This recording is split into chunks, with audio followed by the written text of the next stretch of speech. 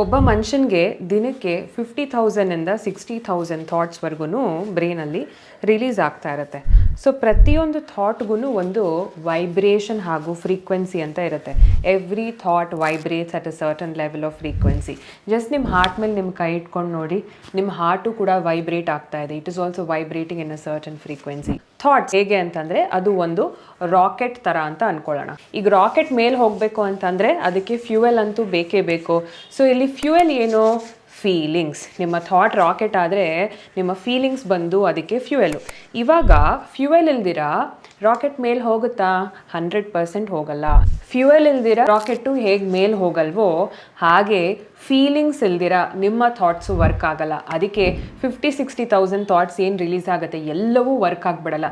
ಯಾವುದನ್ನು ನೀವು constantly feel ಮಾಡ್ತಾನೇ ಇದ್ದೀರಾ ಆ ಥಾಟ್ಗೆ ನೀವಿನ್ನ ಎನರ್ಜಿ ಕೊಡ್ತಾ ಇದ್ದೀರಾ, ಅಂಥ ಥಾಟ್ಸು ಮ್ಯಾನಿಫೆಸ್ಟ್ ಆಗುತ್ತೆ. Suppose you are really feeling very negative, you are holding on to that will manifest more. ಹಾಗಾಗಿನೇ ನಿಮ್ಮ ಲೈಫನ್ನು positive words, positive thoughts, positive actions ಈ ಥರ ನೀವು ಶಿಫ್ಟ್ ಮಾಡ್ಕೊಳ್ತಾ ಹೋದ್ರಿ ಅಂತಂದರೆ 100% ನೀವು ಏನು ಕಾನ್ಸ್ಟೆಂಟ್ಲಿ ಫೀಲ್ ಆಗ್ತಿರ್ತೀರಾ ಅದು ಮ್ಯಾನಿಫೆಸ್ಟ್ ಆಗುತ್ತೆ. ಲಾಸ್ಟಲ್ಲಿ ಹೇಳ್ತೀನಿ, ನಿಮ್ಗೆ ಏನು ಥಿಂಕ್ ಮಾಡಬೇಕು ಗೊತ್ತಿಲ್ಲ ಅಂತಂದರೆ just feel good right now.